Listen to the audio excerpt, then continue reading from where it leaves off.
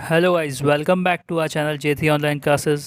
आज हम डिस्कस करने वाले हैं सेट नंबर 17, आप सभी की फेवरेट एमसीक्यू सीरीज़ का। अगर आपने अभी तक भी सब्सक्राइब नहीं किया है तो सब्सक्राइब बटन को प्रेस कर दें नई अप्रोच के साथ कुछ अच्छे क्वेश्चन समझने के लिए। तो चलिए शुरू करते हैं। क्वेश्चन मैंने पिछले वीडियो के लास्ट में पूछा था। इसमें पूछा गया है कि internal resistance of ideal voltage source कितना होता है। उसका जो सही आंसर है वो होगा फर्स्ट 0।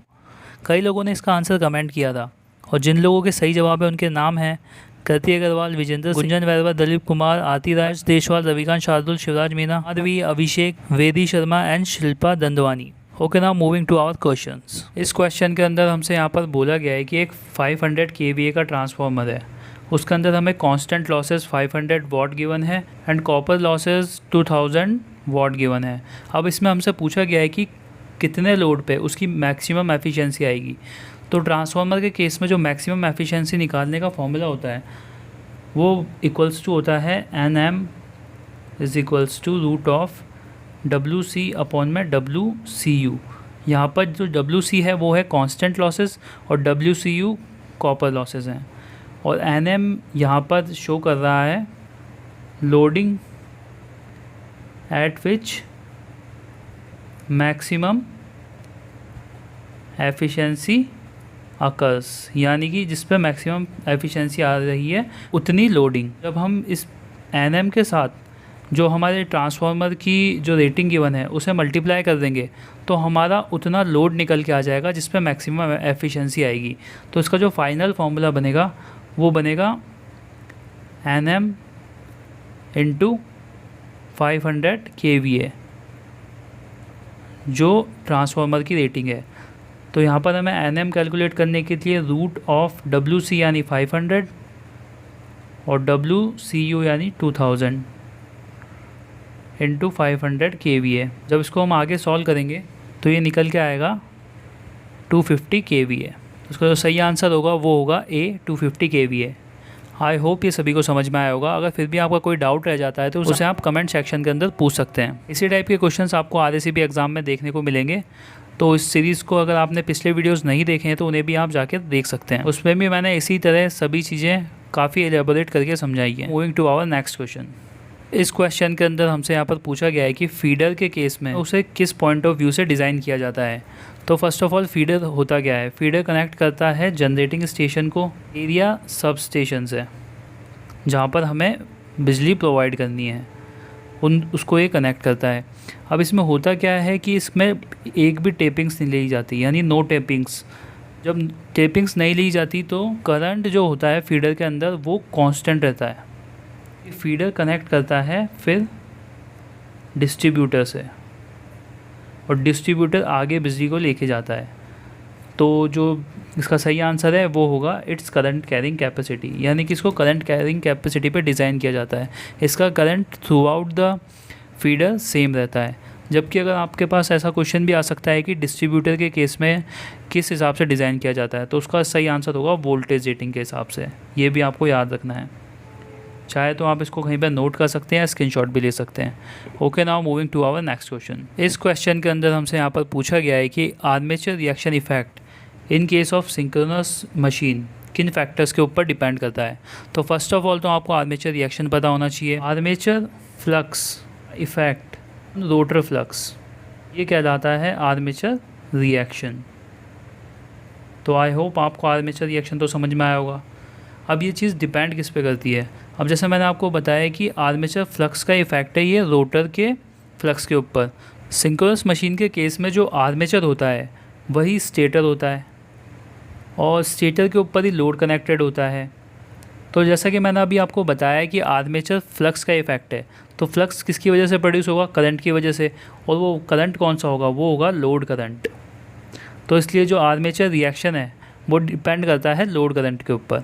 इसके अलावा ये पावर फैक्टर के ऊपर भी डिपेंड करता है। ज़ीरो पावर फैक्टर लैगिंग के केस में ये होता है डीमैग्नेटाइजिंग आर्मेचर रिएक्शन, जबकि ज़ीरो पावर फैक्टर लीडिंग के केस में ये होता है मैग्नेटाइजिंग, और जब यूनिटी पावर फैक्टर होता है तब ये होता है क्रॉस मैग्नेटाइजिंग।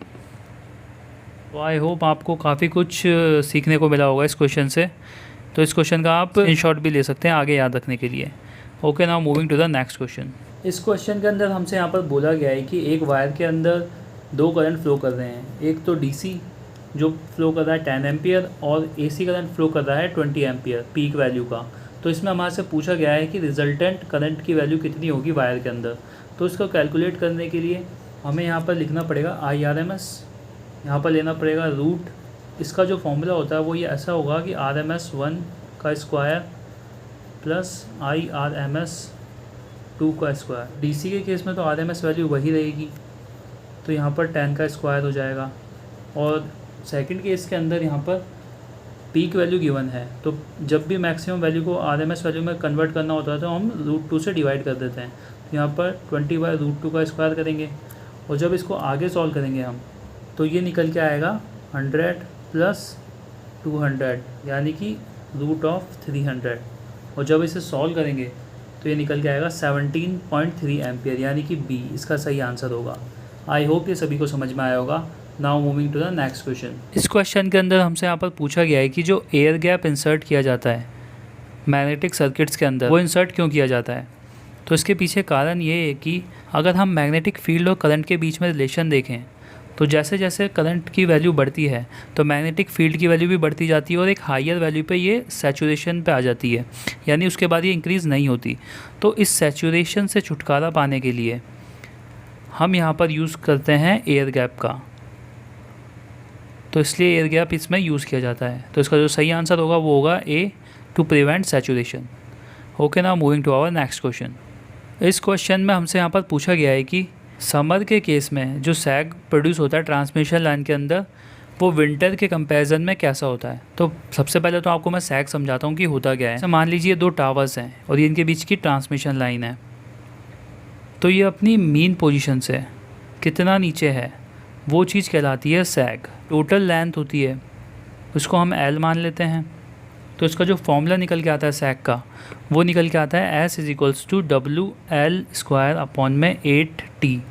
यहाँ पर जो W है वो है वेट कंडक्टर का, L जो है वो है लेंथ और T है टेंशन। तो आई होप आपको ये चीज़ समझ में आई होगी। अब इसके अंदर पूछा गया है कि विंटर के कंपैरिजन में समर के अंदर सैग ज़्यादा होता है या कम होता है। तो इसका जो सही आंसर होगा वो होगा B, more than that in winter, यानी विंटर से ज़्यादा सैग होगा। आई होप ये सभी को समझ में आया होगा। Now moving to our next question. इस क्वेश्चन के अंदर हमसे यहाँ पर पूछा गया है कि 24 वोल्टेज सोर्स कितनी पावर को डिलीवर कर रहा है, यानी ये वोल्टेज सोर्स कितनी पावर को डिलीवर कर रहा है ये चीज़ हमें पता लगानी है। तो इसे पता करने के लिए हमारे को यहाँ पर सबसे पहले अप्लाई करना पड़ेगा KVL लूप के अंदर। जब हम इसके अंदर KVL लगाएंगे तो इक्वेशन बनेगी 24 - IR × 6 = 0। और जब इसको सॉल्व करेंगे तो IR की वैल्यू निकल के आएगी 4 एम्पियर। तो 24 वोल्ट वाला सोर्स करंट सप्लाई कर रहा है 12 एम्पियर, तो पावर कितनी डिलीवर करेगा वो, तो वो निकलेगी P = VI से। V तो गिवन है ही 24 और I होगा 12। जब इसको सॉल्व करेंगे तो ये निकल के आएगा 288 वाट। सही आंसर होगा वो होगा D, 288 वाट। आई होप ये सभी को क्लियर हुआ होगा। अगर फिर भी आपका कोई डाउट है तो आप कमेंट सेक्शन के अंदर पूछ लीजिएगा। अगर आपने अभी भी चैनल को सब्सक्राइब नहीं किया है तो सब्सक्राइब बटन पे प्रेस कर दीजिएगा। यहाँ से आपको काफ़ी कुछ सीखने को मिलेगा एज ए इलेक्ट्रिकल इंजीनियर, आपके आने वाले JEE एग्ज़ाम्स और AE एग्ज़ाम्स और बाकी के एग्ज़ाम्स के लिए। तो चलिए नेक्स्ट क्वेश्चन की तरफ मूव करते हैं। इस क्वेश्चन के अंदर हमसे यहाँ पर पूछा गया है कि सिंक्रोनस मशीन के केस के अंदर स्टेटर कोर कौन से मटेरियल की बनी हुई होती है। जो सही आंसर है वो होगा silicon steel. Eddy current losses से बचाने के लिए हम इनको लैमिनेटेड करते हैं। स्टैंपिंग से बनी हुई होती है लैमिनेटेड के केस में, और उनकी विड्थ होती है 0.4 to 0.5 mm। आई होप आप सभी को समझ में आया होगा। Now moving to the next question. Question के अंदर हमसे यहाँ पर पूछा गया है कि पावर ट्रांसफार्मर के केस में जो ब्रीदर यूज़ किया जाता है उसके पीछे कारण क्या है। ब्रीदर ट्रांसफार्मर के अंदर इसलिए यूज़ किया जाता है क्योंकि एयर के साथ साथ उसके अंदर मॉइस्चर ना पहुँचे, क्योंकि अगर मॉइस्चर पहुँच जाएगा तो उससे उसकी डाइलेक्ट्रिक स्ट्रेंथ कम हो जाएगी। तो डाइलेक्ट्रिक स्ट्रेंथ को हाई मेंटेन करने के लिए इसके अंदर ब्रीदर यूज़ किया जाता है। ब्रीदर के अंदर यूज़ किया जाता है सिलिकॉन जेल, जिसका नॉर्मली कलर होता है ब्लू, पर जैसे ही ये एयर को एब्जॉर्ब करती है तो इसका धीरे धीरे कलर चेंज होकर पिंक में कन्वर्ट हो जाता है, और जब ये पिंक में कन्वर्ट हो जाता है तब इसे रिप्लेस करने का टाइम आ चुका होता है। इसी तरह पिछले वीडियोस में भी मैंने एक क्वेश्चन के थ्रू आपके काफ़ी क्वेश्चन बनाए हैं, तो अगर आपने पिछले वीडियोस नहीं देखे हैं तो उन्हें आप ज़रूर प्लेलिस्ट में जाकर देखिएगा। तो चलिए नेक्स्ट क्वेश्चन को देखते हैं। इस क्वेश्चन के अंदर हमसे यहाँ पर बोला गया है कि 100 वॉट के 4 बल्ब कनेक्टेड है पैरेलली एक 200 वोल्ट सप्लाई के अक्रॉस। तो अगर इसमें एक बल्ब अगर फ्यूज़ हो जाता है तो इनमें से कौन सा सिनेरियो होगा। तो फर्स्ट ऑफ ऑल तो ये सारे पैरेलली कनेक्टेड हैं इस सप्लाई के साथ। तो जब ये पैरेलली कनेक्टेड है और इनमें से एक बल्ब अगर ख़राब हो जाता है तो बाकी के बल्ब तो जैसे पहले जल रहे थे वैसे ही जलेंगे। तो इसका जो सही आंसर होगा वो होगा rest of the 3 bulbs will light, क्योंकि पैरेलली सभी पे जो लाइट प्रोवाइडेड है वो इक्वल है, तो इसलिए इसका जो सही आंसर होगा वो होगा सी। आई होप ये सभी को समझ में आया होगा। Now moving to our next question. इस क्वेश्चन के अंदर हमें यहाँ पर बोला गया है कि एक 100 वॉट का बल्ब है, वो 10 घंटे जलता है एक दिन के अंदर, तो एक वीक के अंदर उसकी कंजम्पशन कितनी होगी। तो इसे कैलकुलेट करने के लिए सबसे पहले तो हमारे को एक वीक के अंदर ये कितनी एनर्जी यूज़ करता है वो निकालना होगा। तो उसे निकालने के लिए हमें यहाँ पर 100 वॉट को मल्टीप्लाई करना होगा। एक दिन में ये 10 घंटे चलता है इंटू 10, और 7 दिन का निकालना है तो इंटू 7। जब हम इसको सॉल्व करेंगे तो ये निकल के आएगा 7000 वॉट आर। जब इसको यहाँ पर लिखेंगे तो हम इसको 7 किलोवाट आर भी लिख सकते हैं, और 1 किलोवाट आर बराबर होता है 1 यूनिट के, तो ये बराबर हो जाएगा 7 यूनिट के। तो इसका जो सही आंसर होगा वो होगा ए 7 यूनिट। आई होप ये सभी को समझ में आया होगा। Now moving to our next question. इस क्वेश्चन के अंदर हमसे यहाँ पर पूछा गया है कि ओम्स लॉ इनमें से किस पे एप्लीकेबल होगा। ये ऑप्शंस में दिए गए तीनों ही डिवाइसेस नॉन लीनियर हैं, और ओम्स लॉ हमेशा लीनियर डिवाइसेस के लिए लगता है, यानी कि जिसके अंदर वोल्टेज और करंट के बीच में जो रिलेशन होता है वो लीनियर होना चाहिए। तो ये तीनों तो नॉन लीनियर डिवाइसेस हैं, तो इसका जो सही आंसर होगा वो होगा D, none of these. Okay, now moving to our next question. इस क्वेश्चन के अंदर हमसे यहाँ पर बोला गया है कि एक प्योर कैपेसिटेंस कनेक्टेड है 230 वोल्ट की 50 हर्ट्ज सप्लाई के साथ, और कंज्यूम कर रहा है 0.04 वॉट। तो ये पूछना चाह रहा है कि ये कंजम्पशन वो कहाँ कर रहा है, क्योंकि जैसा कि हम सब जानते हैं कि जो प्योर कैपेसिटेंस होता है वो पावर कंज्यूम करता है 0, पर उसके अंदर very small amount of power loss होता है। वो किस वजह से होता है? एक कारण तो है ओमिक लॉस, यानी रेजिस्टेंस की वजह से, प्लेट्स के बीच में जो रेजिस्टेंस होता है उसकी वजह से, और दूसरा कारण है डाइइलेक्ट्रिक के अंदर लॉस की वजह से। तो इन दो कारणों की वजह से उसके अंदर small amount of energy consumption होता है। तो इसका जो सही आंसर होगा वो होगा D, both ohmic loss due to ohmic resistance of plates and loss of energy in dielectric. I hope ये सभी को समझ में आया होगा। Now moving to our next question. Questions के अलावा एक स्पेसिफिक सब्जेक्ट्स पे भी सेशंस चल रहे हैं, अगर आपने वो नहीं देखे हैं तो उन्हें आप वीडियोस में जाकर देख सकते हैं। अभी तक एक पावर इलेक्ट्रॉनिक्स पे और कंट्रोल सिस्टम पे आया है, next session signal and system पे होगा। तो अगर आपने वो चीज़ नहीं देखी है तो आप उन्हें जाकर देखिए, वहाँ पे भी बहुत अच्छे अच्छे क्वेश्चंस मैंने इंक्लूड करे हैं जिनके RSCB में आने के बहुत ज़्यादा चांसेस हैं। तो चलिए नेक्स्ट क्वेश्चन को देखते हैं। हमें यहाँ पर बोला गया है कि एक 10 ओम रेजिस्टेंस के अक्रॉस करंट वेवफॉर्म हमें यहाँ पर गिवन है। अब इसके अंदर पावर डेसिपेट कितनी हो रही है रजिस्टर के अंदर, ये हमें कैलकुलेट करके बताना है। तो जैसा कि हम सभी को पता है कि RMS value in case of triangular wave form जो होती है वो बराबर होती है I0/√3, और यहाँ पर I0 क्या चीज़ है? Maximum value. तो ये हो जाएगा 9/√3। तो जो RMS वैल्यू निकल के आएगी वो निकल के आएगी 3√3 एम्पियर। अब इसमें पावर कितनी डेसिपेट हुई है वो कैलकुलेट करने के लिए हमें फॉर्मूला लगाना पड़ेगा P = I/RMS² × R। अब यहाँ पर I/RMS की वैल्यू हमने कैलकुलेट कर ही ली है 3√3 का स्क्वायर, और R की वैल्यू इस क्वेश्चन के अंदर गिवन है 10। जब इसको हम सॉल्व करेंगे तो आंसर निकल के आएगा 270 वाट्स। आई होप ये सभी को समझ में आया होगा। फिर भी अगर आपको कोई डाउट्स वगैरह हैं तो आप उन्हें कमेंट सेक्शन के अंदर पूछ सकते हैं। चलिए मूव करते हैं नेक्स्ट क्वेश्चन पे। क्वेश्चन के अंदर हमें यहाँ पर EMF की 2 वैल्यूज़ गिवन है, एक E1 और एक E2। अब इसके अंदर हमें इन दोनों के बीच का फेज़ डिफरेंस पूछा गया है। तो फेज़ डिफरेंस निकालने के लिए हमें इनके जो एंगल्स हैं उनको माइनस करना पड़ेगा। तो यानी कि हमें यहाँ पर लिखना पड़ेगा ω t + π/4 minus omega t minus π/6। जब हम इसको ओपन करेंगे तो ओमेगा टी से ओमेगा टी तो कैंसिल आउट हो जाएगा और जो π/4 है वो ऐड हो जाएगा π/6 के साथ और ये बनाएगा यहाँ पर 5π/12। अब ये वैल्यू है रेडियन के अंदर। इसे डिग्री में कन्वर्ट करने के लिए हमें इसे मल्टीप्लाई करना होगा 180 डिग्री अपॉन में पाई से। तो यहाँ पर हो जाएगा 5π/12 इंटू 180 डिग्री अपॉन में पाई से पाई कैंसिल आउट हो जाएगा और जब इसको सॉल्व करेंगे तो इसका जो आंसर निकल के आएगा वो होगा 75 डिग्री। तो इसका सही आंसर होगा ए 75 डिग्री। आई होप ये सभी को समझ में आया होगा। चलिए नेक्स्ट क्वेश्चन को देखते हैं। इस क्वेश्चन के अंदर हमें यहाँ पर बोला गया है कि एक आयरन है, उसके ऊपर एक कॉइल वाउंड है। ये बोलना चाह रहा है कि इसके अंदर एक फ्लक्स प्रोड्यूस हो रहा है और जब हम एरिया ऑफ क्रॉस सेक्शन किसका, कॉइल का, उसे अगर हम डबल कर दें, एरिया को डबल कर दें, तो फ्लक्स डेंसिटी के ऊपर क्या इफ़ेक्ट पड़ेगा। तो जो फ्लक्स डेंसिटी का फॉर्मूला होता है वो बराबर होता है = φ/a। अगर हम इसको कांस्टेंट मान लें फ़ाई को, यानी कि फ्लक्स जितना प्रोड्यूस हो रहा है अगर उसको हम कांस्टेंट मान लें, वो हमें मानना ही पड़ेगा इस चीज़ को निकालने के लिए, तो b जो होगा वो इन्वर्सली प्रोपोर्शनल हो जाएगा a के। और अभी जैसे कि इसके अंदर बोला गया है कि a की वैल्यू 2a कर दी गई है, यानी कि डबल कर दी गई है। अगर इसकी वैल्यू डबल कर दी गई है तो b की वैल्यू हाफ़ हो जाएगी। ये a की वैल्यू जितनी बढ़ेगी b की वैल्यू उतनी ही घट जाएगी। तो इसका जो सही आंसर होगा वो होगा b, half of the previous value. I hope ये सभी को समझ में आया होगा। नेक्स्ट क्वेश्चन देखते हैं।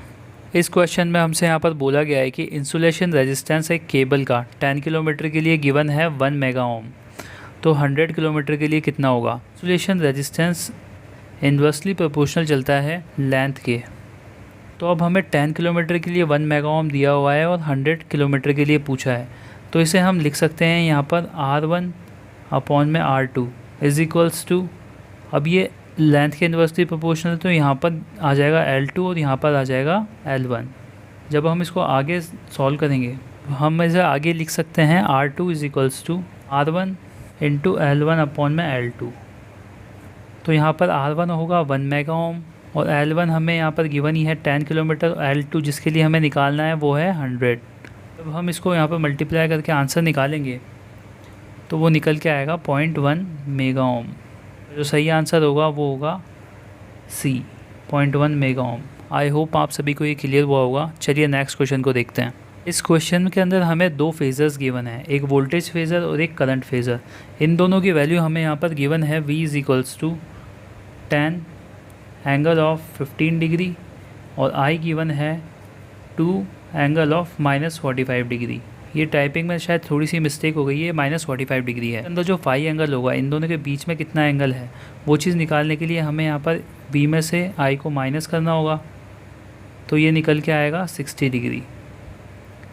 अब हमारे पास फाई एंगल भी है, तो अब यहाँ पर हमें एक्टिव और रिएक्टिव पावर को कैलकुलेट करना है। एक्टिव पावर को हम डिनोट करते हैं P से, उसका फॉर्मूला होता है VI cos फाई। यहाँ पर V और I की वैल्यू हमें गिवन है 10 और 2, तो इन दोनों को मल्टीप्लाई कर देंगे तो cos फाई यानी cos ऑफ 60 डिग्री। जब हम इसे सॉल्व करेंगे तो ये निकल के आएगा 10 वाट। अब हमें कैलकुलेट करनी है रिएक्टिव पावर की वैल्यू। रिएक्टिव पावर को डिनोट किया जाता है Q से और उसका फॉर्मूला होता है VI sin फाई। तो V और I की वैल्यू हमें गिवन है 10 और 2 और sin फाई के लिए हमें यहाँ पर लिखना पड़ेगा sin 60 डिग्री। जब हम इसे सॉल्व करेंगे तो ये निकल कर आएगा 17.32 VAR। रिएक्टिव पावर को हम VAR में लिखते हैं और एक्टिव पावर को वॉट में, करंट पावर को VA में लिखते हैं। केस अगर आपके पास ऐसा क्वेश्चन भी आ जाए तो उसका जो सही आंसर होगा वो होगा A। ये सभी को समझ में आया होगा। ये नेक्स्ट क्वेश्चन को देखते हैं। इस क्वेश्चन के अंदर हमसे यहाँ पर पूछा गया है कि रेडियो इंटरफेरेंस को रिड्यूस करने के लिए हमें कौन सी लाइन को ट्रांसपोज करना होता है। तो फर्स्ट ऑफ ऑल तो आपको रेडियो इंटरफेरेंस समझाने की कोशिश करता हूँ। Power line and telecommunication line, ये दोनों एक दूसरे के पास में रन करती हैं, मतलब कि एक दूसरे के पास में होती हैं जब, तो जो करंट फ्लो करता है ट्रांसमिशन लाइन के अंदर उसकी वजह से मैग्नेटिक फ्लक्स प्रोड्यूस होता है और लिंक करता है टेलीकम्युनिकेशन लाइन के साथ, और इस चीज़ को कहा जाता है मैग्नेटिक इंडक्शन। और अर्थ इफ़ेक्ट की वजह से भी इलेक्ट्रिक फील्ड प्रोड्यूस होती है, और ये प्रोड्यूस होती है जो अर्थ के अंदर चार्जेस होते हैं उनकी वजह से, और इस चीज़ की वजह से वोल्टेज प्रोड्यूस होता है लाइन के अंदर। इस चीज़ को कहा जाता है इलेक्ट्रोस्टैटिक इंडक्शन। इन दोनों इफेक्ट को combinedly, electromagnetic and electrostatic induction को कंबाइंडली जाएगा रेडियो इंटरफेरेंस। तो आप सभी को ये चीज़ समझ में आई होगी। और अगर रेडियो इंटरफेरेंस से हमारे को लाइंस को बचाना है तो हम दोनों में से कोई भी एक लाइन को ट्रांसपोर्ट करने से इफेक्ट कम हो जाएगा। तो इसका जो सही आंसर होगा वो होगा बी। क्वेश्चन के अंदर हमसे यहाँ पर पूछा गया है लोड फैक्टर डोमेस्टिक लोड का। डोमेस्टिक लोड में क्या क्या आते हैं, जैसे अपने घर के अंदर जो भी यूज़ होते हैं, fans, refrigerators, light, heater, coolers, और इनमें से कोई भी चीज़ 24 आवर नहीं चलती है। तो इसका जो लोड फैक्टर होता है डोमेस्टिक लोड्स का वो होता है 10 to 15%। देखिए कि प्रैक्टिकल क्वेश्चंस भी आपको RSCB में देखने को मिल सकते हैं, तो के क्वेश्चंस भी आप करके जाइएगा। ये नेक्स्ट क्वेश्चन देखते हैं। इस क्वेश्चन के अंदर हमसे यहाँ पर पूछा गया है कि डाइवर्सिटी फैक्टर किन चीज़ों का रेशियो होता है। तो डाइवर्सिटी फैक्टर का जो फॉर्मूला होता है वो होता है sum of maximum demand of a consumer upon में सिस्टम की मैक्सिमम डिमांड, ये पूरे ग्रुप की मैक्सिमम डिमांड। तो इसका जो सही आंसर होगा वो होगा A. Okay, now moving to the next question. इस क्वेश्चन के अंदर हमसे यहाँ पर पूछा गया है कि प्लगिंग कौन से लेवल की ब्रेकिंग टॉर्क प्रोवाइड करती है इन कंपैरिजन टू रियोस्टेटिक और regenerative braking systems. First of all तो प्लगिंग करने के लिए हमें स्टेटर की लीड्स को इंटरचेंज करना होता है, इससे उसका फेज सीक्वेंस जो होता है वो रिवर्स हो जाता है। और जैसे फेज सीक्वेंस रिवर्स होता है, डायरेक्शन ऑफ जो रोटेटिंग मैग्नेटिक फील्ड है उसकी डायरेक्शन जो होती है वो अपोजिट हो जाती है और मशीन अपोजिट डायरेक्शन में मूव करना स्टार्ट कर देती है। तो जो इलेक्ट्रोमैग्नेटिक टॉर्क होता है वो अपोजिट हो जाता है रोटर के रोटेशन से, और इस वजह से उसके अंदर ब्रेकिंग एक्शन होना स्टार्ट हो जाता है। जो ब्रेकिंग टॉर्क प्रोवाइड करती है वो हाईएस्ट रहता है इन कंपैरिजन टू रियोस्टेटिक और रीजनरेटिव के। तो जो इसका सही आंसर होगा वो होगा सी, हाईएस्ट। आई होप ये सभी को समझ में आया होगा। चलिए नेक्स्ट क्वेश्चन को देखते हैं। इस क्वेश्चन के अंदर हमसे यहाँ पर पूछा गया है कि टोटल फ्लो ऑफ लिक्विड को मेज़र करने के लिए कौन सा मीटर यूज़ किया जाता है। तो इसका जो सही आंसर है वो होगा प्लैनीमीटर। होप आप सभी को ये सेशन काफ़ी सही लगा होगा। ये है आपका आज के लिए क्वेश्चन। इसके अंदर पूछा गया है कि सेल्फ जनरेटिंग टाइप ट्रांसड्यूसर कौन सा होता है। इसका आंसर आपको करना है कमेंट। अगर आप भी अपना नेम फीचर करवाना चाहते हैं नेक्स्ट सेशन के अंदर तो आपको इसका आंसर देना होगा कमेंट सेक्शन के अंदर। सेशन आपको काफ़ी नॉलेजेबल लगा होगा, और आगे भी ऐसे ही नॉलेज गेन करने के लिए हमारे चैनल को सब्सक्राइब कर दीजिएगा और अपने फ्रेंड्स के साथ शेयर भी कर दीजिएगा, और लाइक करना बिल्कुल भी मत भूलिएगा हमें ऐसे एनकरेज करने के लिए, आगे वीडियोज़ बनाने के लिए। Thank you for listening.